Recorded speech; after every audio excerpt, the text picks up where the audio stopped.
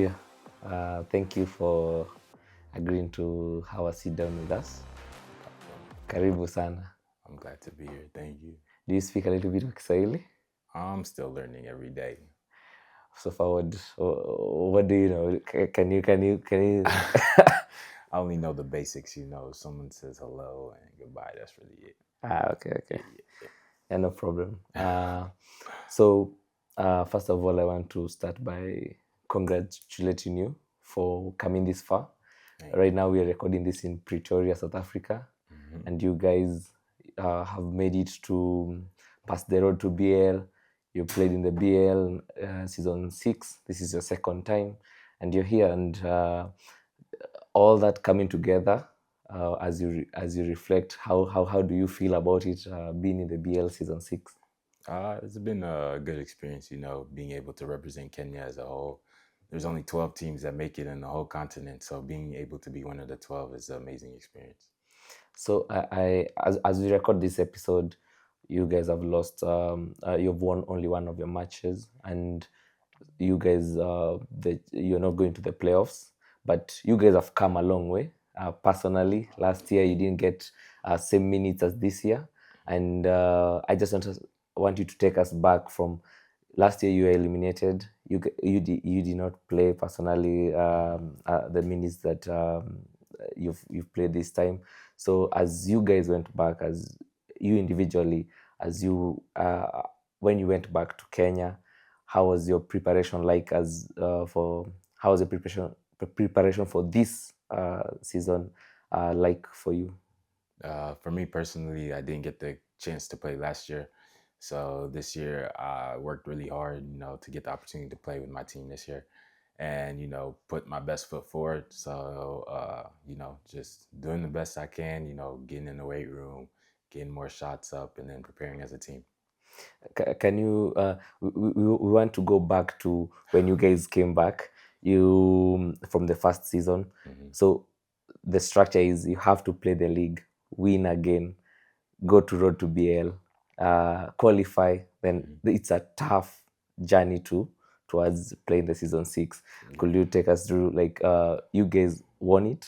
First, take us through the league, how that season was like for you, the things that kept you guys going. I know that you went unbeaten again, making history. You just record after record for NCT now. Yeah. But for your personal career as well, it's a all-time high now. Being a professional basketball player in Africa. So let's talk about that season. Then we could talk about the road to BL, which was also massive. Happened in Nairobi, and you also broke another record, filled up Kasarani. Right. Yeah, how was that? How was that like? Obviously, losing in the BAL 5, we were disappointed we didn't make the playoffs. So then, like you said, we had to come back and win the league, and we wanted to dominate. So we didn't leave anything up to chance. We made sure that we won the league convincingly, and we went unbeaten, so back-to-back championships. So that was great. And then having the opportunity to go to the Elite 16 and be able to play in Nairobi in front of our home fans. And basketball is growing in Kenya, so more and more fans were coming out each and every day. And like you said, to fill up Kasarani is an amazing feat, and to do it more than one time in just the span of a week is amazing. So that experience was great. And then qualifying for BAL 6, obviously back-to-back BALs is great. Not too many teams in other countries or all over the continent even have the opportunity to make it back to the BAL. So for us to do it back-to-back is a great feat. So the way the teams work, even in NCT, is that there's a team that plays in the regular season. Once that regular season is over, the coaching staff have to pick guys who are going to play in the road to BL. Yeah. When you were selected at that time for the second time, how did that make you feel? And also, could you take us through like now how it's like for a player integrating now with this is the team I've played with for so many weeks. Then there are new guys coming in. Now we have to make a whole system work that everyone is comfortable with. Right. Like you said, it's not everyone that makes the team, so it's obviously an achievement to, be able to play in the Elite 16 and represent Kenya, the whole country. So, and then bringing in internationals it's not too difficult because, they blend in with our team. the team does a great job of going and finding guys that are able to play alongside us and also contribute in a big role to help us obviously qualify for BAL6. So it's no problem having those guys with us. And within that group of players that you are playing right now, playing with right now, who, how have they impacted you? Do you have like personal stories with players inside the team that have helped you grow in this? Your career took off. Spain national team, NCT, and right now you're in the BL season 6. So some of the players who you take note that they've really helped you when you came and played in Kenya and throughout this journey of road to BL and BL. I mean, there's a whole bunch of players that have helped me. I think every stage of my career, there's been someone to, help me navigate. In Spain, it's all the local Spaniards there. Those guys help me, not only on the court, but off the court, being able to communicate with others, getting me things that I need. Then the national team, being the youngest guy on the team for the past 5 years, there's obviously vets, people that have done it over and over again. So those guys help me every single time. And now on NCT, being able to play alongside Tyler, he's been one of the guys that have helped me. And then the first year, when we're trying to qualify for BAL, having guys like Haruna, Majak, AJ, all those guys who've already played in the BAL and have the experience of, winning and making it to the playoffs. So those guys helped me and pushed me. And, now that, even my own teammates had the experience of playing in BAL5 last season, those guys have even helped me like to know what to prepare for now playing in BAL6. And did you have moments? I'm just looking at your journey when you were called up for the national team. The first time didn't play, second time played. You then the same case has happened in NCT. Called up for the road to the BL, didn't play. Second time you played.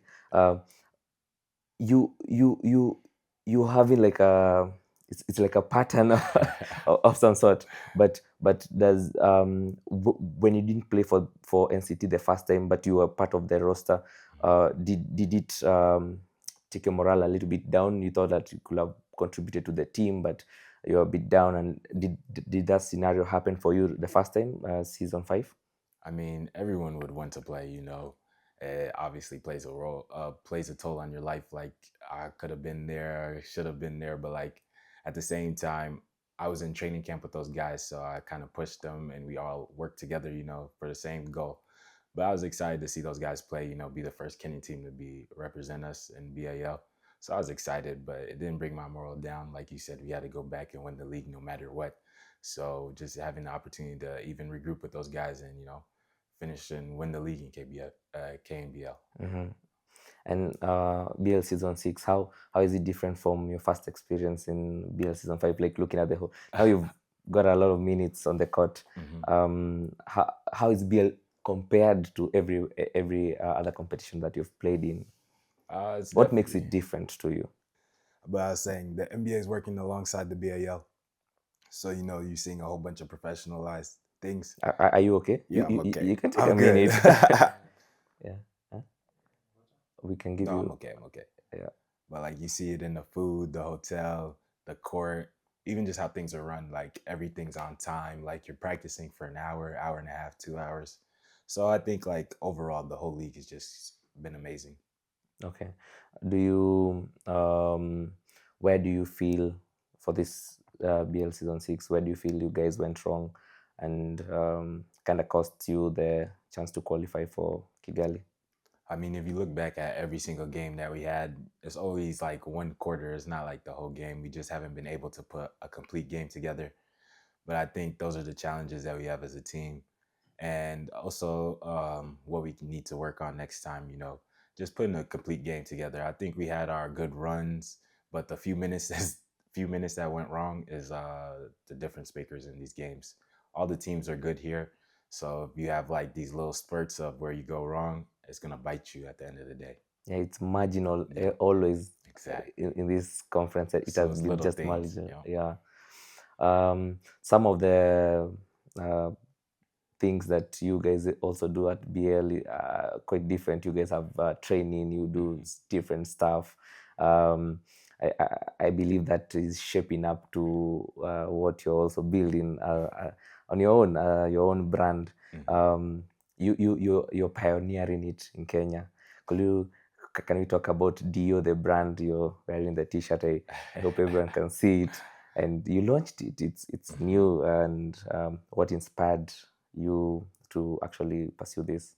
I think sports in general is a money market in itself, and as a personal brand, as Derrick Ogechi, I decided, why not make a logo, make a brand out of it, because moving forward, I think now the next step for me as a personal player is, market myself.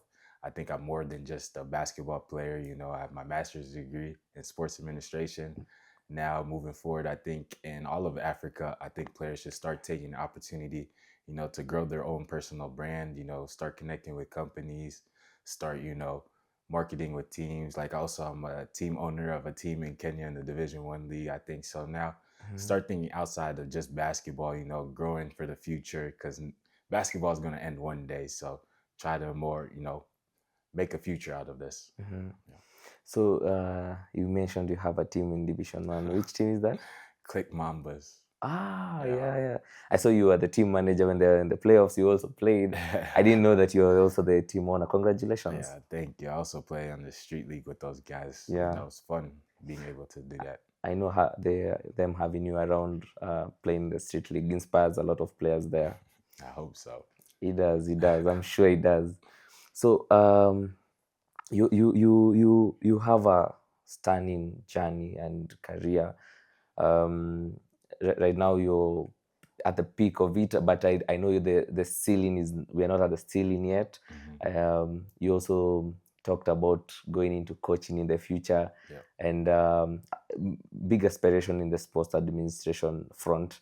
But now from your career playing in Africa, do you think that you would prefer staying in Africa to build the rest of your professional career, or is there some place you are eyeing out to play in the future?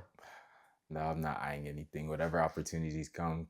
But trying to be one of the top teams, top players here in Africa would be amazing. It'd be a part of a great story that I've had so far. But I'm not closed to any opportunities. I'm open to anything at this point in my career. Talk about a little bit about why you want to go into coaching sometime in the future. I heard you mention that somewhere in another segment interview. For me, I think coaching is another way to stay in the game. I think once my playing days are over, my knees and my body can't keep going. So I think coaching, being able to, give back to the younger generation and be able to make them better players than I was myself. And, at the end of the day, the game will still continue to be here and I won't be the last player. So I might as well continue, to grow the future. Thank you for that. So the last thing I'll want to probably prompt you to do is giving out advice to the young guys who are playing in Kenya, the rest of Africa. Right now, the basketball in Africa is becoming more communal. We are watching different leagues happening at the same time. So these players, all these guys are looking up to you. What will you tell them right now if you're speaking to the young players back in Kenya and the rest of Africa? I'll just tell them to work hard. Where you're at right now doesn't mean it'll define where you'll be in the next 5 or 10 years. Just keep working at it, because even for myself and my personal journey, I wasn't the best player when I was 12 years old or even when I was 18. But once I turned 21, 22 is when I took that next step where now I could possibly be a professional basketball player. And obviously, eventually I did. So just for my advice to them is just continue working hard. Do the little things every single day, because the little things add up to a long career and keep you playing for as long as you want. Great. What is the greatest advice you've gotten from your mentors that have stuck with you, that also push you through this journey? Because it's not easy trying to now be a professional player in Africa and do it full time. That's true. Just overall, the main advice they give me is to have fun. I think at the end of the day, if you're not enjoying it or like putting your all into it, then you're just doing nothing. Like your mental health will take a toll. Like you won't enjoy what you're doing. Like it'll become a chore instead of, basketball is fun. It's basically a child's game. We're all playing it. Put a ball in orange ball in a circle. So, just have fun, enjoy what you're doing, and obviously, if you can make a career out of it, you might as well. Just do it. Exactly. Okay. Thank you so much, Dio, for coming, and we're wishing you all the best in the next game. Thank you play against Tigers. Yo. Yeah, this East African Community Games. East African Derby, that's what they told me. Yeah. All right. Thank you so much. All the best in the next game, and hope to see your career just going up and up, because we also look at you and say like this guy is doing some awesome work. Thank you. Appreciate it. Thank you.